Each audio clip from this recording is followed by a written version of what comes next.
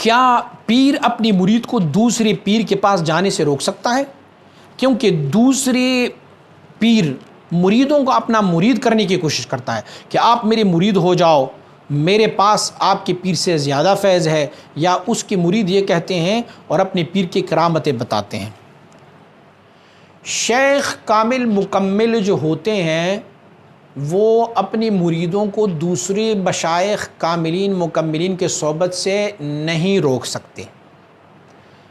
دوسری بات یہ ہے کہ جو شیخ کامل مکمل ہونا، اسے مرید کی کوئی طلب نہیں ہوتی کہ یہ بندہ میرے پاس آئے اور میں اس کو مرید بنا لوں، اپنی مریدین کی تعداد بڑھا دوں۔ مجدد الفسانی رحمہ اللہ الباری کے ایک مکتوب انشاءاللہ العزیز میں اس بارے میں آپ کو انشاءاللہ کبھی سناؤں گا کہ آپ مجدد الفسانی رحمۃ اللہ تعالی فرماتے ہیں کہ مرید جب تیرے پاس آئے نا تو اس سے ایسے ڈرو جیسے بندہ ببر شیر سے ڈرتا ہے۔ کیوں؟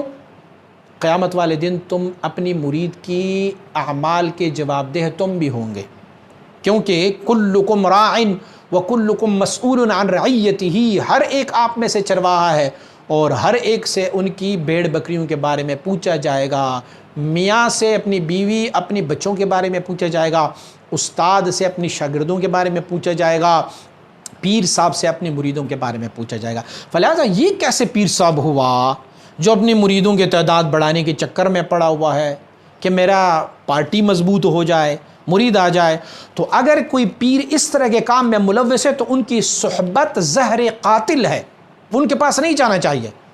پیر منع نہ بھی کر لے نا، آپ کے مرشد آپ کو منع نہ بھی کر لے، لیکن آپ کو پتہ چلا کہ ایک بندہ ایسا ہے جو مریدوں کے لالچوں میں ہے،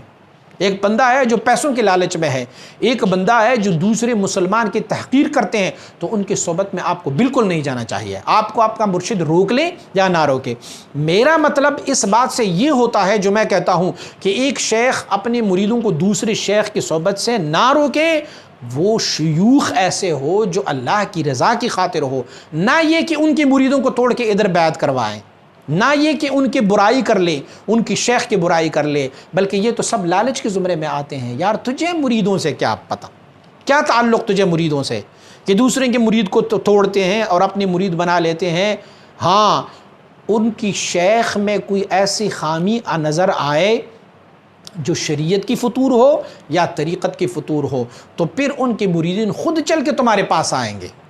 وہ خود چل کے تمہارے پاس آئیں گے۔ پھر اس جیسے شریعت کے خلاف اور طریقت کے خلاف پیر کو چھوڑنا سب پر لازمی ہوتا ہے، اور کسی کامل مکمل شیخ کی ان کو تلاش کرنا اور ان کے صحبت میں جانا ان کے لیے لازمی اور ضروری ہوتا ہے۔ فلہذا اگر کوئی ایسا شیخ ہو جن کی صحبت میں آپ جا رہے ہو اور وہ آپ کا اپنا شیخ نہ ہو بلکہ کوئی اور شیخ ہو، ان کے صحبت میں جب آپ جائیں گے، اگر اس میں شریعت و طریقت کی باتیں ہیں، اگر اس میں یہ لالچ آ گئی کہ بھئی تم میرا مرید ہو جا، تیرے پیر کا فلاں، تیرا پیر ایسا ہے، تیرا پیر ایسا ہے، تو اپنی پیر صاحب کو دیکھ لو کہ تمہاری پیر میں کیا وہ اعمال ہے جو وہ بتا رہے ہیں، کیا شریعت مطہرہ کی مخالفت ہے اس میں، کیا اس میں سے دین کی مخالفت ہے، کیا اس میں تصوف کی مخالفت ہے؟ اگر آپ کے مرشد میں دین اور تصوف کی کوئی مخالفت ہو تو پھر آپ کو تو چھوڑنا لازمی ہے، پھر اسی شیخ کے بیعت ہو جائیں۔ لیکن اگر آپ کا شیخ متبع سنت ہے، شریعت مطہرہ پر وابستہ ہے اور طریقت اور شریعت میں ان کے کوئی فطور نہیں ہے، تو پھر آپ ایسے شیخ کے صحبت میں مت جاؤ جو آپ کو آپ کی شیخ کے بارے میں باتیں سنائیں یا آپ کو اپنا مرید کرنے کی کوشش کریں۔ ان کے صحبت سے دور بھاگتے جاؤ، فر منہ کما تفر من الاسد، ان سے ایسے دور بھاگتے جاؤ جیسے بندہ شیر سے بھاگتا رہتا ہے۔ مزید اسلامی ویڈیوز کے لیے ہمارے YouTube چینل کو سبسکرائب کریں اور بیل آئیکن پر کلک کریں، اور ویڈیو کو لائک، کومنٹ اور شیئر ضرور کریں۔ جزاک اللہ۔